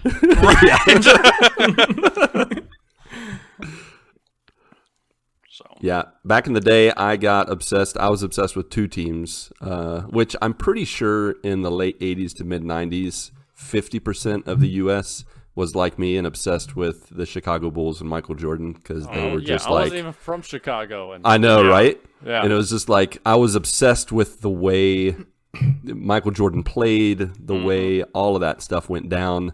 I don't think I cried, but I died a little on the inside when he declared his retirement and went to play baseball. I like baseball. Now let's talk about nothing that. against baseball. How do you retire and then still work? Yeah, that's like the fancy way of saying I quit and I'm going to do something else. It's not like I'm too old or I can't do it. It's like the politically correct way. I don't know. I don't get that either. It's such a weird thing. All I knew was retire. Michael Jordan was leaving at the height of his game. I was Yeah. like, man, no. crazy. And then he came back for the Washington Wizards to play against Kobe Bryant, which was Hey, now he shouldn't came have come back. back. He came back and got 3 championships. Then he played for the Washington oh, Wizards. that's right. Okay, right. there's Yeah. a He had- few retirements there. Yeah, he had 3 championships on both sides of that retirement. But Yep. yeah, I was obsessed with them. And then the other team I was obsessed with till they broke my heart was the Pittsburgh Pirates. Being from West Virginia, we have no team Shame on in you. any Shame sport. on you for that, to be What's honest. Pittsburgh? Yeah, Yeah, shame on I you know. for that. I think Amir Hey, I Garrett gave showed up that on like him. last year. Who's boss? That was a big punch, man. That was a good one. It missed me because I don't know anything We about might the not have a Pirates winning now, record, but we will fight you. We will We have take out your something. players. Notice I said past tense. I no longer am Yeah. obsessed with the. I gave up on them back in 92. I actually 93. probably Barry would like the Bonds. Pirates if Yeah. Andy Van Slyke, Oh yeah. John Smiley. Yep. I loved would all probably those like guys. them if they weren't in the Reds division. Honestly, like I kind of like Clint Hurdle a Oh, little yeah. bit, like and how he kind of like. I mean, he plays a real like tough game of baseball, but since he's in the Reds division, forget him. Forget Clint Hurdle and the horse he rode in on. Hold on a second. Does Yadier Molina still play for the Cardinals? Yeah. Yep. I still hate the Cardinals then. Never mind. He's basically the only guy. The funny thing is, I don't even dislike the person that I hated from the Cardinals, Corey, and I think you're gonna understand was who was the pitcher, the ace they had for all the years. He's the one. He was one of the ones that got into Chris Carpenter. Oh. That's why Oh, he was the guy from the yeah. Cardinals that I hated. Oh. Hated He was Chris Carpenter. He was so good though. He was such a jerk about So it. good Oh, against the Reds. He was good against everybody for a while. Yeah. He was locked down there for several years. I'll always be thankful for the Cardinals for Scott Rowland for those few years. Oh man. I love Scott Rowland, man. That was so much. I remember him coming over. I never seen anybody picking at third base like him. Unreal. He was Yeah. unreal. Yeah, the smallest glove. Oh, I'm pretty sure he didn't even need a glove. He could have barehanded it from third base. That's a true story. I loved having him on the team, but he was there during that big Reds brawl. He was on the Yep. Reds team, which was odd. That's the guy. So, you and need Jason on your LaRue brawl was side. a Cardinal at the time, which was opposite. Like he started as a Red. So yeah, that was horrible because we ended up actually getting beat in that game pretty bad. I remember being so pumped up. I was like, "Oh, this is awesome!" And then we got beat. Johnny Cueto was like in the middle of the whole brawl, right? So he was worn down by the time Yeah. the game started. Yeah, because didn't he spike Yachty in the chest? Like It was Jason LaRue. It was in the face. Jason LaRue retired after that. Actually, That's right. I Yeah. remember that now. Yeah. yeah. Yeah, that was messed up. That was. I mean, you don't. You know what I This mean? is one of my favorite brawls of all time. I mean, you don't pin like a guy that a little Cuban guy. You don't pin him into the fence. Like he will kick you a lot. With his spikes. Yeah. Those were fun times. That was the last really, I will say last year as a Reds fan, actually, regardless, like they didn't have like a good year or anything, but it was the most fun I've had as a Reds fan in a while. Until like basically it goes all the way back to that time when the Reds were actually kind of contenders. I mean, I think a year before maybe they won the division. But no, I really thought they had a chance this year. So I don't know how they're going to do that. We'll see. Yeah. If it's an 80-game season, I feel like it does us a real disservice. And that does everybody a disservice. Yeah. We'll see though. Yep. But no, that Reds brawl, that's hilarious. It's always funny to talk to a Cardinals fan about that because you guys are like on the different side, right? And like I understand the whole thing, right? Like I'm a rational fan. Like I'm like, yeah, Brandon Phillips said a bunch of crap. Like I understand why Yachty got in his face. Like I would have wanted my catcher to do the same thing. Right, but then again, it's like, well, let's not start a brawl. Like just be like, hey, you're a punk. I'm gonna tell the pitcher to drill you right between the shoulder blades with a fastball. Exactly, just because be ready that's for baseball. That's what you do. You just nail him. Yeah, instead of getting all up in his face about it. But, you know, it is what it is. So, yeah. So, Lucas and Mark, how you guys doing? Oh, you know, I just actually finished a couple rounds of Apex. You guys just like the Pirates and the ordered a pizza. Made a sandwich. Oh, you mean we're recording a podcast? I have no idea. Speaking of sessions. That is perfect. So I don't know if you do the same, Corey, but like for me, like the funny thing is baseball being like it is one of my obsessions. Like you can see my video, like I'm wearing my Reds hat now. Even when they sucked, like I'm still following like to see what some of our like top prospects are doing in AAA and stuff like that. Like I just when guys come up to the big league team, I already like know who they are because you know, I'm just interested and I'm reading articles and stuff. And yeah, it's like the funny thing is I never cared for baseball at all when I was younger. It took me like I didn't start baseball until I was like 25 or 26 maybe. Oh man. Actually, you know what? It was probably in my early 20s, I guess. When I kind of started to follow like pretty seriously. My stepdad's a big like baseball guy. But it is a sport like, and the funny thing is like it's hard to say like unless it's a baseball person, like it's more in depth than people think. It's like, yes, it's a slow game, but there's games and every single pitcher batter face off is its own battle in itself. So like I watch it and I'm like, how can you not find this interesting? Oh yeah. But it's like my fiance Elizabeth, she's like, she's not about to watch that. She's like, this is horrible. I'm like, yeah, you don't understand what's going on. If you were like Tapper, if you were to take her to like a game like at a stadium, would she go? Yeah. I pretty much we've talked about that. I pretty much told her she's gonna have to. And she said we'll see. So maybe maybe she will. I tried to put my foot down there, but it didn't work out. And the times you've gotten her to watch, have you like given her a little tap on the shoulder and be like, "Hey, check this out," and she's like asleep? Nah, or, yeah, it's doing very something slow. else. It's a very slow paced game for somebody who's not into baseball. Like I can understand why somebody wouldn't watch a baseball game. Yeah. Like it's like chess. You know, there's 162 games, and Yes. if you're sitting there on one night on game, I don't know, 85, watching the game, everybody in the world is going to think that doesn't care about baseball. They're going to think that it just doesn't even matter. Like that, there's 162 games. Why are you watching one game? But it's like, man, if it's on TV, like I'm all about that life. Oh yeah, yeah. And honestly, like it would be really actually nice to be a Cardinals fan. Honestly, because like they have been competitive. Whoa. They have been. Like, that's a team that's been competitive for years, and they and continue. controversy And coming the our way. friendship was Mute broken. Ronnie, here we go. And it was on this day that Patrick realized he was all alone. But in Cincinnati, in all honesty, we're kind of used to disappointment. I mean, like the Bengals are our football team. The Reds, like basically. I mean, 1990. Your was neighbors the with last the World Series. It's Browns. been 30 years. And they haven't done much since then. I mean, It's they been made it to the 84 postseason only to get beat by the years. Pirates. That's what it feels Right. like. Yeah, see, and I'm sitting here and I'm like, man, it's been 10 years since the Cardinals last World Series. We're due for one. Shut. I'm like, it's Shut been your 10 front years since door. we've been to the playoffs. We are due to get in there and lose in the first round. We are due. It was that Dusty Baker talk right That's what there. I'm saying. We're due. No, I actually like the Reds manager now. I cannot complain. All right. For the sake of Mark and partially myself, we're going to switch gears just a little bit. Just But a no, the Cincinnati small Reds, you know, they transition. were the great. the first time let's hear your thoughts on that, found Mark. my like real niche. This is it. We this did. Is my bang zone right here. That's true. This is probably the most Ronnie has been able to talk. So This is Ronnie's apex, and Ronnie's like, time for some sweet revenge. Yes. I'm about to bury you guys in stats. Ronnie's like, I have all these rollover minutes. I'm using them now. Yeah, right now. I've been saving it for 88 episodes. All those times saying, yeah, I got nothing. Well, I got something now, buddy. Hey, A good morning for sports. Yes. Where Ronnie Yes. hosts, answers his own questions, and closes it out by himself. I would listen to that.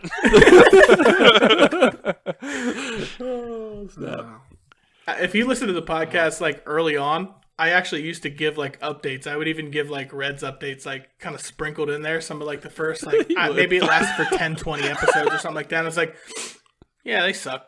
Like we're not doing this anymore. Yeah, that's what They're not good. I wish we could like connect it all together, the progression of how you were like, Just oh yeah, it's gonna be good, I and was then by so the end it's jazzed like, yeah, up it's to all. do it, but it's like, man, nobody cares. 50 Nobody episodes cares. of They're not a silence. good team.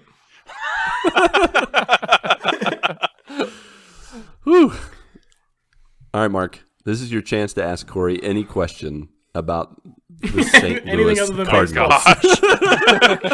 I have other obsessions All right. other than baseball.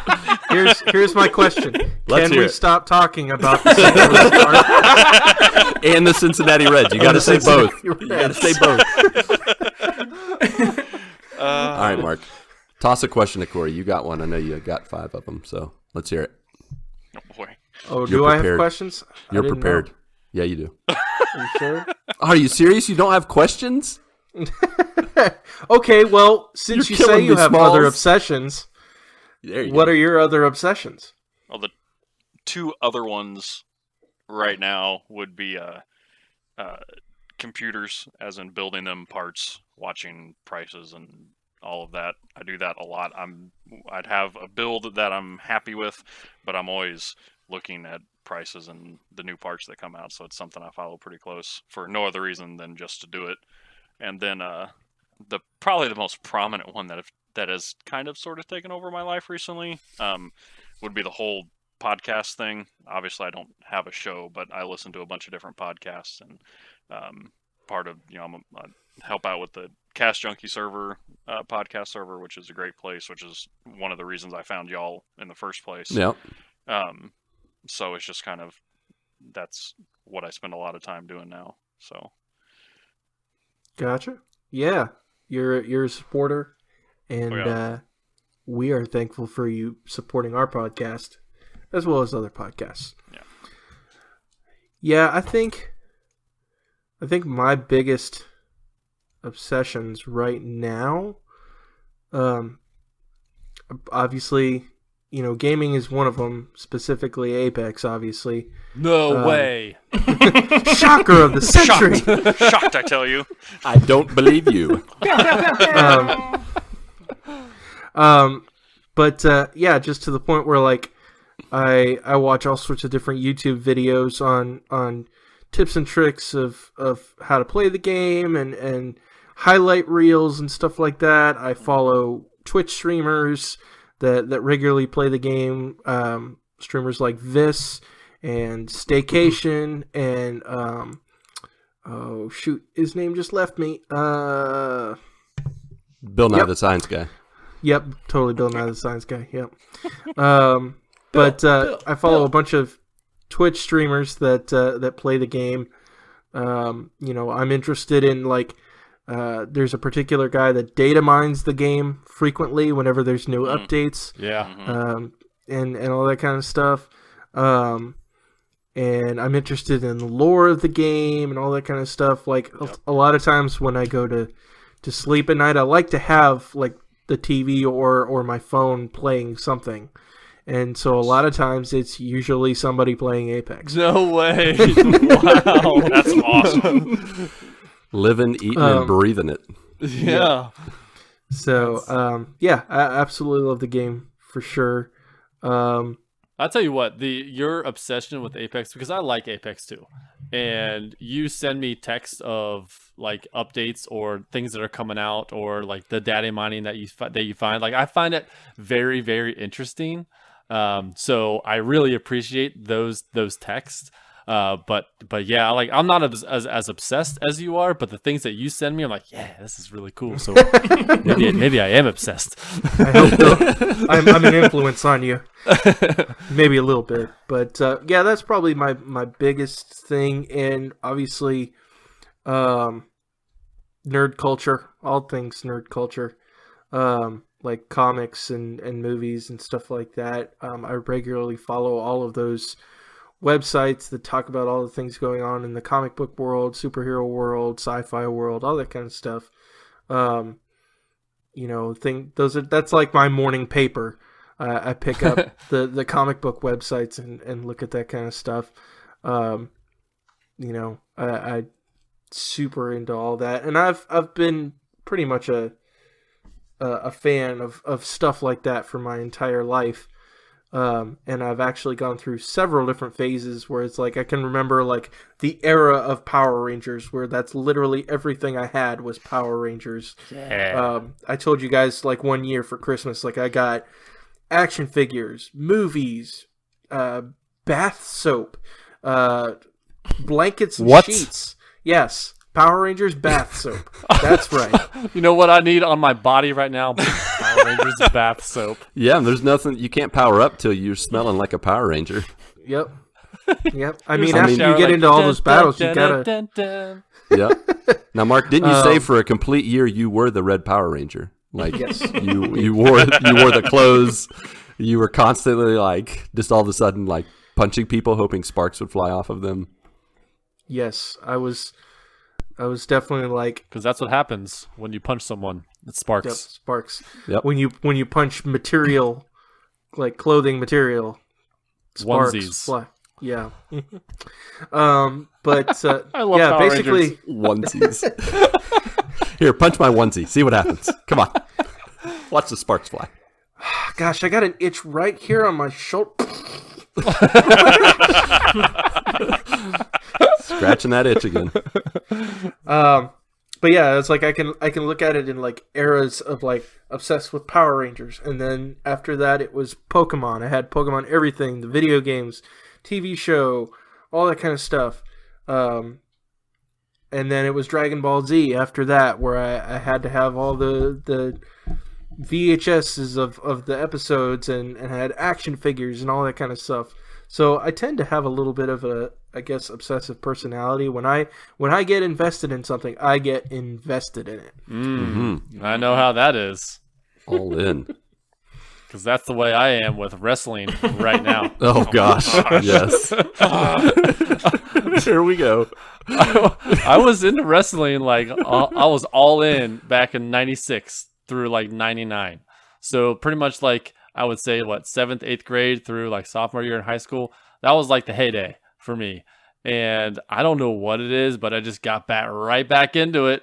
And I've been watching every single pay-per-view since January of 2019. And I'm currently in October of 2019. And each pay-per-view is like flipping like 4 hours. And I am watching every single pay-per-view like, this is interesting, and I'm like into it, like and then notes and stuff. So I'll pause it and I'll go over to WWE 2K20 and I'll play that match, and after I'm done with it, I'll go back to the pay-per-view. Oh my gosh! And then the next match happens, and I go back and I do it again, and I go. You're going to start a wrestling podcast, aren't you? Oh, so it was crazy because we had cleaned out our kids' playroom, and I found like a big, huge chest. And that was like my chest when I was little. That's where I kept all my toys. So I found a Stone Cold Steve Austin action figure, a Kane action figure, a Chris Jericho action figure. I found all of these, Y2J. Y2J. So I found all these action figures, and they're just like. Now they're up on my shelves above my TV, and I get to look at them every single day. And it's just like I don't. I love the. I know it's fake. But it's just like the. I don't know the talking the rivalries. Yeah. It's totally drama. It's like I know it's just a like man soap opera.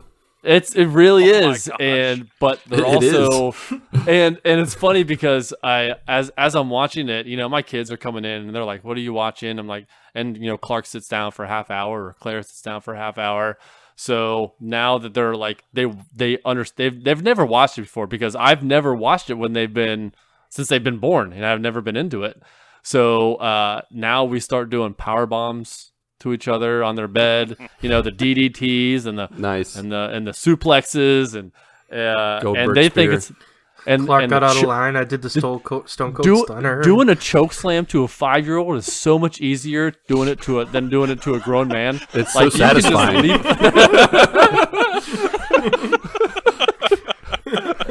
Oh, you didn't love close it. away. Take it out of context. It's time for bed. Boom.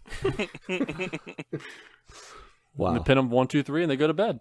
it's quite the visual. That's our bedtime routine. Like it or not. Knock him out cold. Yeah, so it's really taken over my life right now. Just imagine bedtime stories, and that's how the NWO was formed. The end.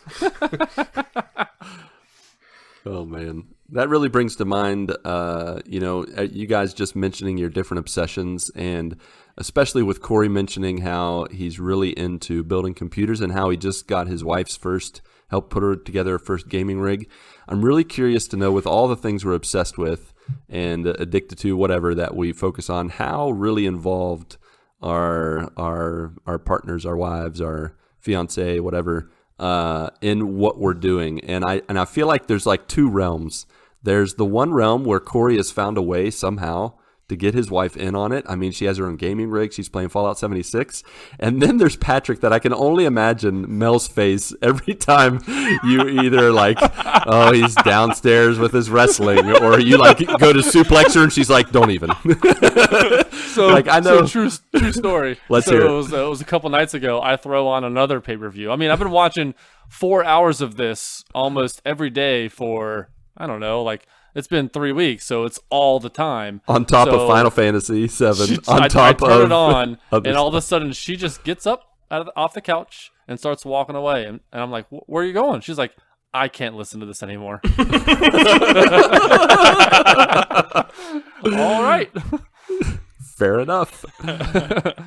I know there's times I'll pepper in like nerd stuff that, Mindy's all into, a lot of the movies and the TV shows, the nerdy stuff like Marvel and all that jazz. But when it comes to video games, I know that I can only pepper a little bit before she's like, okay, whatever, starts rolling her eyes, or, to her, it's still just Mario. And not listening at the same Exactly. time. Yes. And sometimes I'll like throw in a story, and then and she'll be really engaged, and then at the end I'll be like, and that was one of my favorite video games, and she's like, oh, that was a video game. I'm like, but it was a good story, you liked it, you were interested. But it's hard sometimes to really get them engaged in what they're doing. I can just imagine Corey, maybe not so much now because you got your wife to, she has her own gaming rig, but I can just imagine her seeing you like looking at gaming computer parts again, and she's like, you just got a new graphic card last week and you're already looking at new ones. Has that kind of stuff ever happened?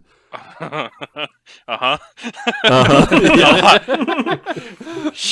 Because the reasoning is that the company that I work for is a really small company. There's only 5 guys that work for us, and it's a pair of brothers that own it together. And I went to church with them for almost 20 years, and so they take really, really good care of us. I think last year, in between Christmas and in a random bonus in the middle of the year, I think I got almost $1,500 worth of bonuses last year. Nice. And they just dropped another one on us a couple weeks ago.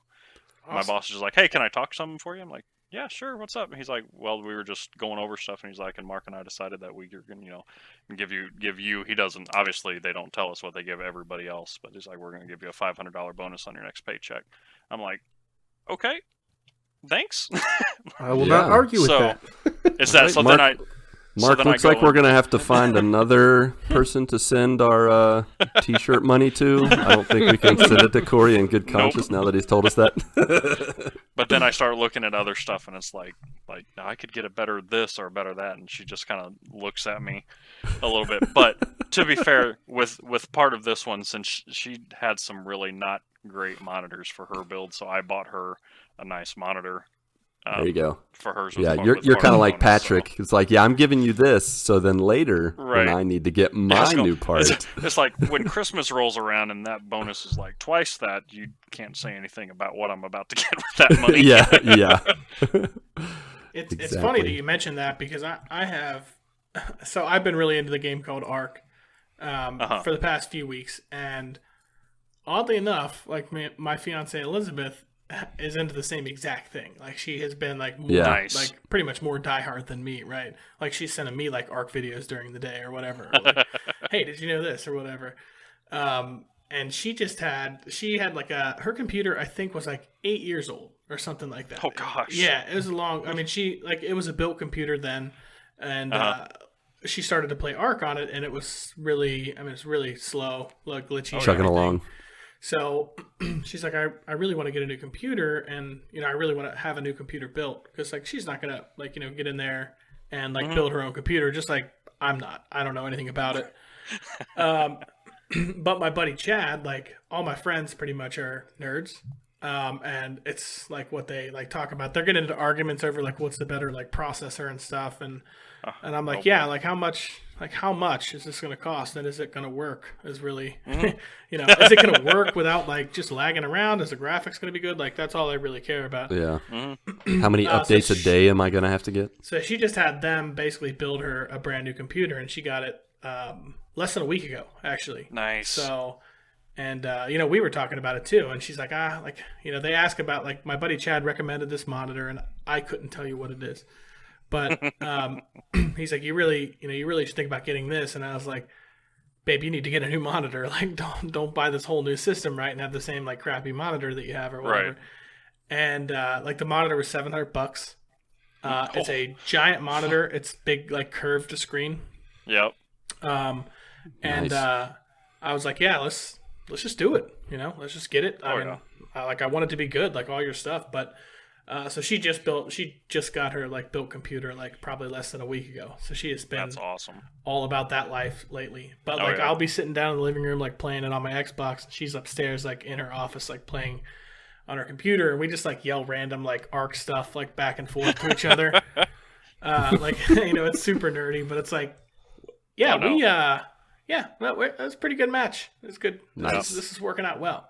So it is different. I mean, we don't connect on certain things, but usually gaming and like nerd culture, like she's huge on Star Wars and stuff too. So right. It totally works out that way. And it's nice when you guys have like the same interests. Like I'm sure you and your wife can talk about like your video games and stuff. And nothing like it. Yeah, it's fantastic when you're sitting there talking about video games or something, and they're just right there with you. When they're nerding out over Marvel stuff or Star Wars even playing video games, like Mindy and I, my wife, there's very few games that we find common ground on, but even like something like Angry Birds, which we play on an old PS3 together, where like it has like 3 different versions of the game, like Angry Birds Seasons, Rio, and something else, and we've completely 3-starred like 2 of them, and we're on the 3rd one, working our way through slowly. But it's just something so simple. Just doing it together is just so. Yeah. It's just great. It's nice. And there will be things where you absolutely just don't have interest in that she has interest in, or vice versa. And like for me, that's baseball. Like she has absolutely zero interest in watching a baseball game ever. She watches like rugby games sometimes, which is a little bit rugby. Odd. Yeah. I mean, I watch rugby games, and I'm like, nah, this sucks. This game sucks. Like, where everybody's just tossing around this big football. So this is stupid. This is like kill the man with a ball.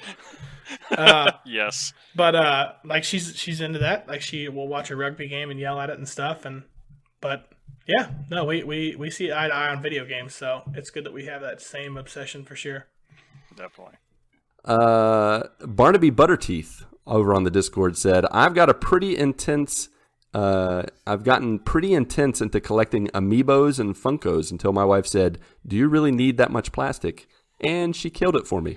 So that's speaking of the wife not always being on par with us in the collection of things. I definitely still have Patrick, you talked about your line of wrestling toys up in our bedroom on our top bookshelf. I definitely have my Ninja Turtles. Some of my kids' toys that are like classic toys, whether it's like Scooby-Doo or Pokemon or something. My kids don't want them anymore, and I'm like, I'll take that. And so I'm like constantly taking my kids' toys and then putting it up on my shelf. And there are times when Mindy's like, do not let your father see that, because she knows I'll take it and I'll keep it for the rest of my life. So yeah, I feel you, Bernabie Butter. I've wanted to get into Funkos because, man, that Baby Yoda one, the child Funko Pop, is calling my name. I haven't done it yet, but I want to definitely get into that. I have one Funko Pop. And then you have one guess to what it is. The Rock? I said my Funko Pop, yeah, not yours. yours. So selfish. That's probably Superman. Yeah, it is. Good job. Yeah, there you go. $100 to Search your heart, Ronnie. Yes. Back in the game. Where he keeps a Funko Pop Superman on his shelf, you keep the unwatched copy of the DVD of Superman the movie on your shelf. That just looks at masterful. it. That's awesome. just take it out of the case and just frame it and put it up on your wall. You should. Never gonna watch it. Just put it right across. Movies to never watch. Ronnie, that's not even your movie. Wait a second. That was mine. It is now. Oh, man. On the Discord, Tim Paullin showed off his NASCAR collection with a bunch of NASCAR guns. Corey Pfautch had this to say, I have thoughts about that. No, NASCAR, what did I say? NASCAR collectibles. Guns. Did I say guns? Like a bunch of shotguns with numbers painted on the side. NASCAR skinned guns. The people who attend NASCAR have. Well, yeah, that's true. That is very true. Sorry, they're miniature NASCAR stock cars. Was that the old number 8, the Dale Earnhardt? The old Dale Earnhardt 12 gauge.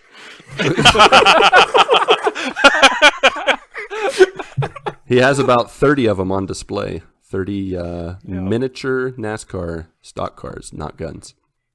And he also collects Minnesota Vikings stuff. Who's number... I'm looking at it right now. Who is number 17? Because he has a lot of those. Matt Kenseth. It was. Oh my gosh. Yeah? I watch a lot of Sports Center. I don't even like NASCAR. All right. You are on that. Obsessions. Oh, man. Yeah. Yeah. Speaking of Sports Center, I used to definitely be addicted to Sports Center back in the day. Man. Classic. Yes. Love Sports Center. Love it. Yes. Yeah.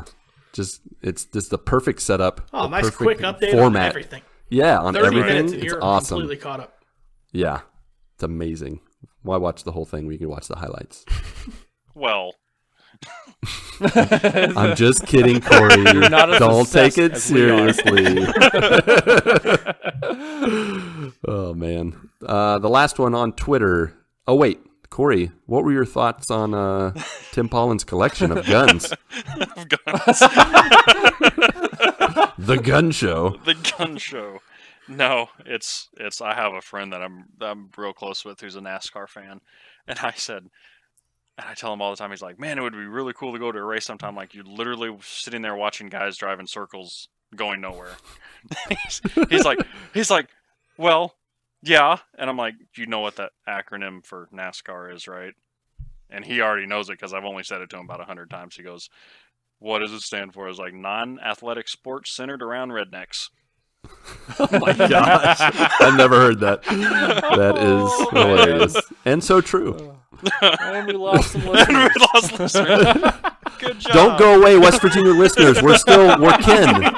We're brothers and sisters. Don't leave me. Don't leave me. I was just kidding. You know I jest. He's from Missouri. He doesn't know what he's talking about. Yeah. Oh man, nothing helps me take a good nap like some NASCAR on a Sunday afternoon. I love it. All right, last Sunday one. afternoon sports.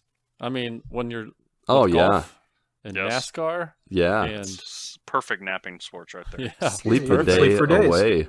When Yes. someone's just like, all right, Tiger Woods is he's approaching hole 8. I'm like,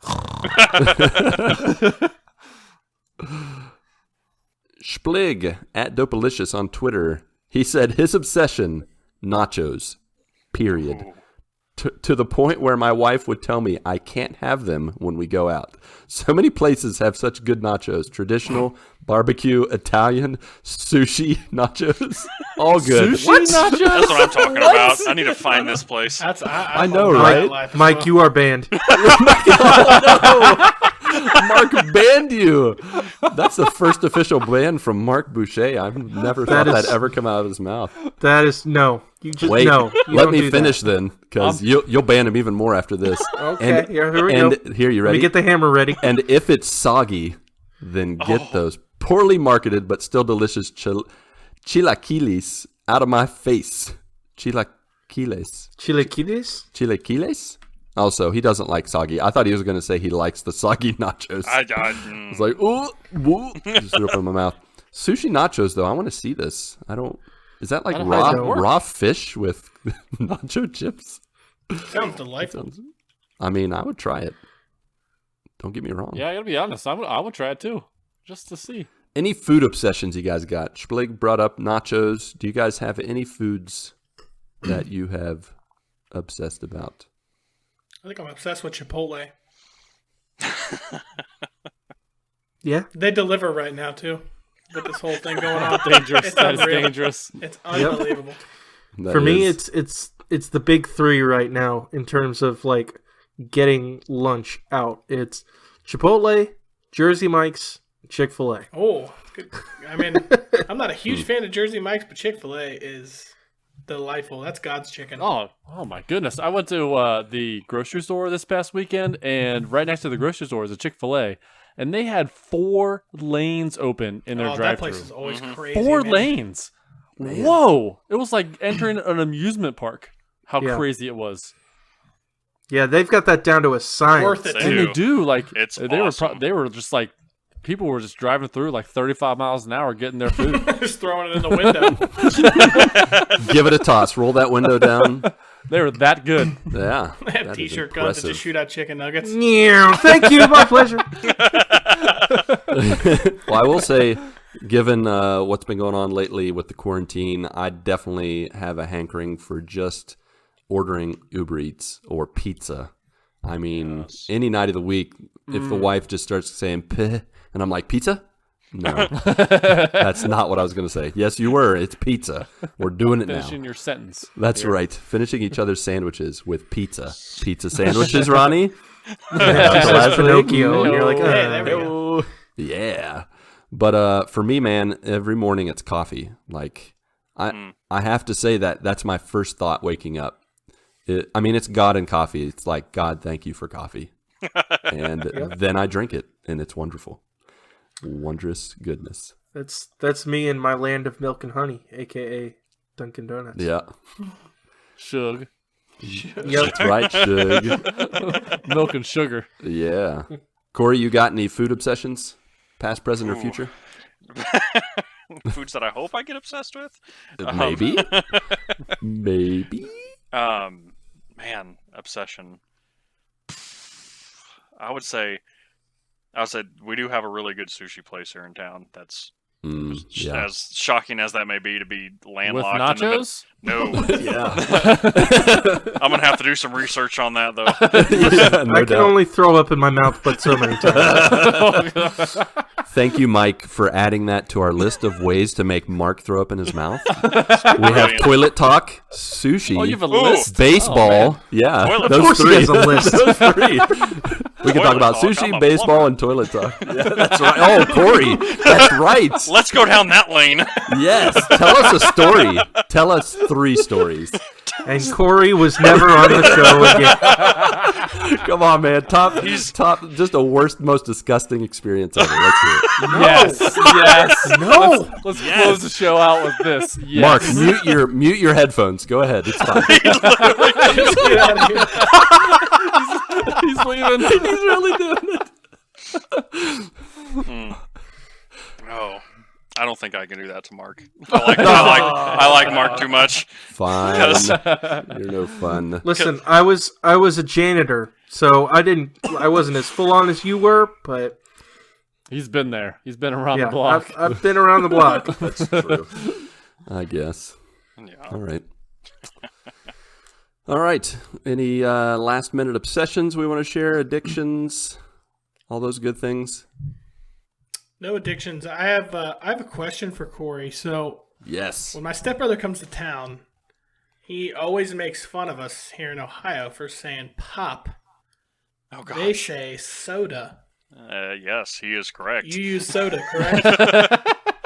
He's always like, yeah, I'll have a pop, and he tries to say it in the most hillbilly voice ever. Pop. No. But I've always said pop, like, I know I'll have a pop. And he's like, a pop? Like, and he just like, Pop a what? he goes out on a run with that or whatever. But yeah, I thought that was pretty funny. No. And that's so weird because we're only like I Yeah, can it's get not to that Ohio far. in like 30 10 minutes and away. like yeah, I mean Yeah, it's not far. it's not far, but it's so different because I know people from I think Nebraska and Iowa say pop, and I'm just like, no, stop it.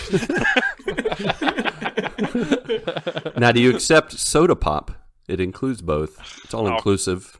Who says soda pop? Yeah, I'll People from the That's 50s. a whole different scenario. Hey, well, I'll back in agree my with soda. day, I'll agree it with was pop. accepted But soda back pop, in the 50s. Come on. Pick No, one. I'll- Pick It's one. pushing it. Pick a side. I'll kind of cock my head if I hear soda pop and just kind of look at him, but I won't say anything.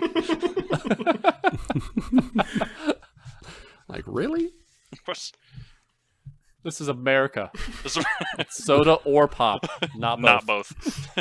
Change my mind. I'll have a beer.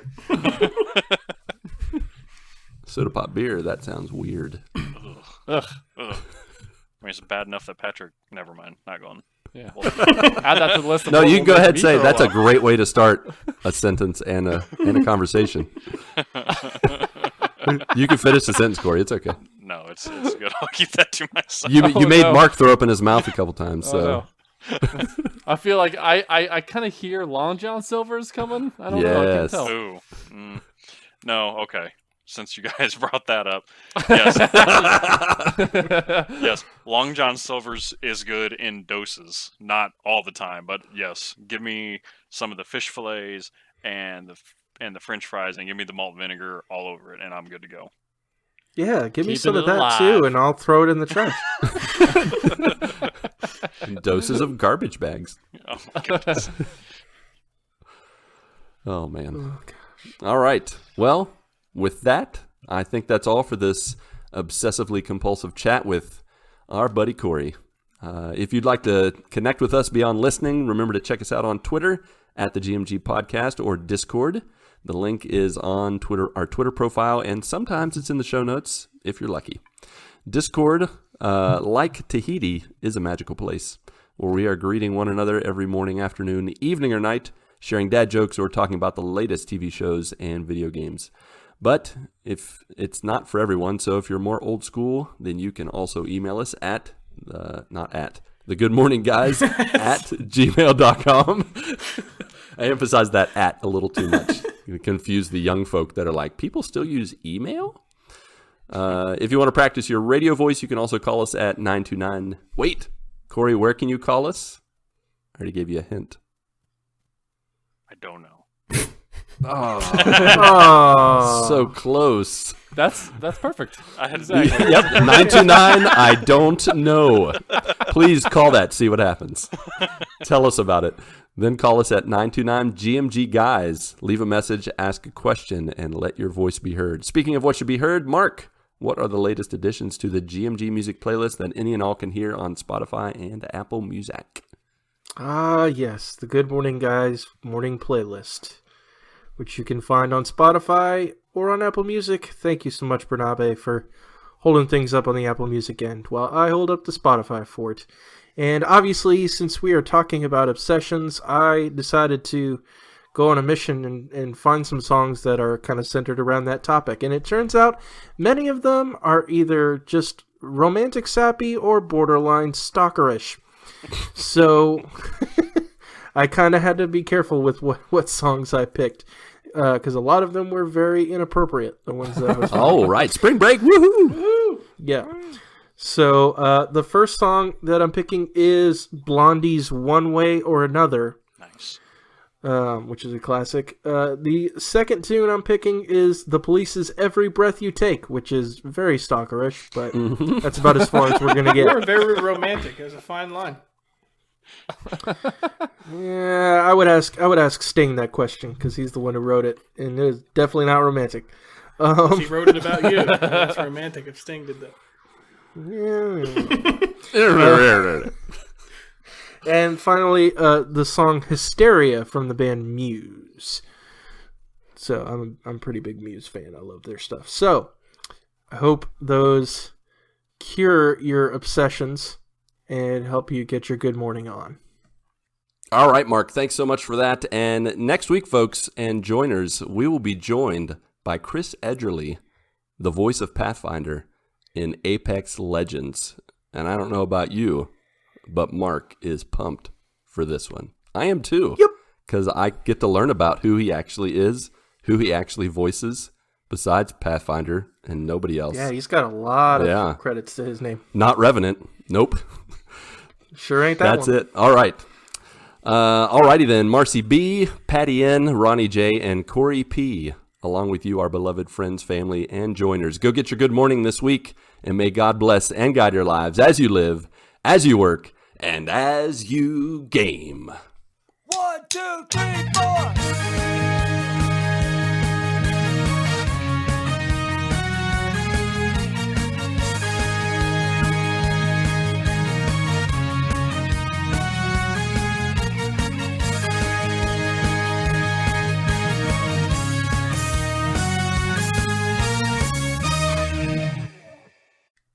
All right, fantastic. Well, folks, next week, just to give you a heads up, we will be having another guest, a podcasting junkie, as it were, I think. Am I misquoting? I'm getting the hedge. You're going to have to redo that. He's not coming on next week. He's not coming on the 18th? No. Chris Edgerly's next week. Sorry. Wait. Rewind. Is that next week, really? Yes, it is. Sweet. Sweet. All right. Rewind. Blah, blah, blah. And I'll just do it all over again. All right, fantastic. Well, next week, just to give you a heads up, we will be talking with another guest. And this is yet another Apex legend who will be joining us, Chris Edgerly, who voices Revenant. That's right, Mark? You're going to have to go back and do it again. Boucher! Pathfinder. It's Pathfinder. Yeah, we'll be sure to call Voices out. Revenant. Who voices All right, third time's a charm. Lifeline. So Pathfinder, Lucas. All right, fantastic. Thanks, Mark, for that. Next week, we will be talking with another guest. Man, we are striking it rich here. We will be having our very own. He's not our very own. I don't know why I said that, but just a garbage truck just on an fire. avalanche here. You know what? He's our very own We're because approaching midnight. Mark, we are 2 minutes to midnight. It's the blue light special, as Patrick would say. We have our very own Chris Edgerly. Start over. You just need to start it over. All right, 4 times the charm. I got this. All right, fantastic. Thanks, Mark, for that. Next week, we will be having yet another guest. We are striking it rich here. We will be blessed with the presence of- Why did you have to laugh? I was going to get it. All right, everybody turn around and just not Don't look at at me. Cover your eyes. Mute your mics, for golly's sake. For all that's holy, just shut it. Ooh, okay. We are striking our very own rich. We're striking a rich. Chris Finder. Very own guest. Chris Edgerly, voice Edgerly. of Pathfinder. Voice of Chris Revenant. He is ours. Finder. Path Edgerly. Okay, got it. All right, I'm muting my mic.